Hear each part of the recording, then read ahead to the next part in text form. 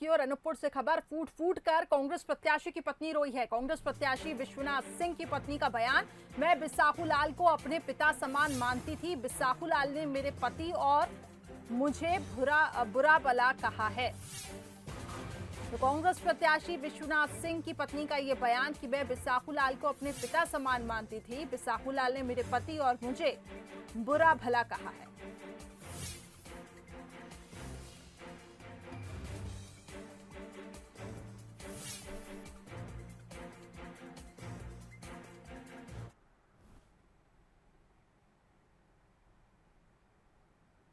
तो फूट फूट कर रोई हैं कांग्रेस प्रत्याशी की पत्नी। कांग्रेस प्रत्याशी विश्वनाथ सिंह की पत्नी का बयान ये सामने आया कि मैं बिसाहू लाल को अपना पिता समान मानती थी। बिसाहू लाल ने मेरे पति और मुझे बुरा भला कहा है।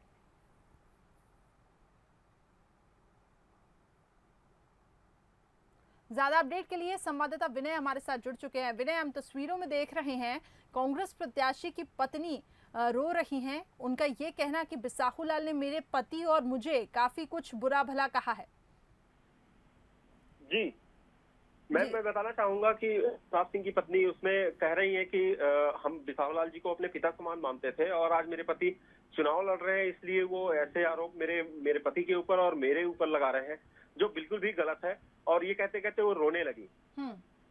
हालांकि इस मामले को रिटर्निंग ऑफिसर ने संज्ञान में लिया है और माननीय बिसाहू लाल जी से जवाब सवाल भी किया है, पत्र देकर, नोटिस देकर उन्हें कि आपने ऐसा क्यों कहा। जी, चलिए ठीक है, अब ये देखना होगा कि इस पे क्या स्टैंड सामने आता है। तो मंत्री बिसाहू लाल सिंह को वैसे हमने जैसे आपको बताया कि उनको नोटिस भी जारी किया गया है। राज्य महिला आयोग ने नोटिस जारी कर जवाब मांगा है। उनकी पत्नी पर कांग्रेस प्रत्याशी की पत्नी को लेकर अमर्यादित टिप्पणी की थी और अब कांग्रेस प्रत्याशी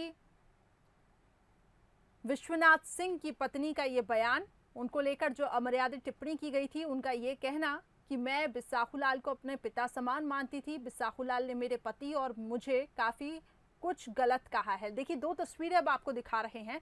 पहली तस्वीर कांग्रेस प्रत्याशी की पत्नी विश्वनाथ सिंह की ये पत्नी और दूसरी तस्वीर जहां पर पूर्व मुख्यमंत्री कमलनाथ ने जब इमरती देवी को आइटम कहकर अमर्यादित शब्द का यहाँ पे इस्तेमाल किया। तो यही लगातार हमारा कहना है कि राजनीति में आखिर शब्दों की मर्यादा किस तरीके से जाती जा रही है। तमाम गाइडलाइंस बना दी जाती हैं, लेकिन उसके बावजूद भी उन गाइडलाइंस का उल्लंघन हो रहा है और इस प्रकार के शब्दावली का इस्तेमाल हो रहा है जो कि होना नहीं चाहिए।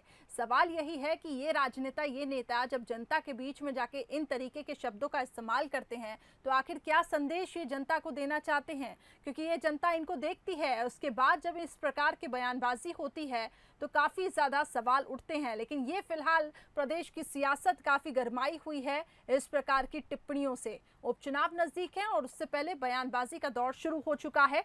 लेकिन बयानबाजी हो, लेकिन किस तरीके से हो, इस पर भी ध्यान देना चाहिए, जहां पे शब्दों की मर्यादा का ध्यान रखा जाना चाहिए।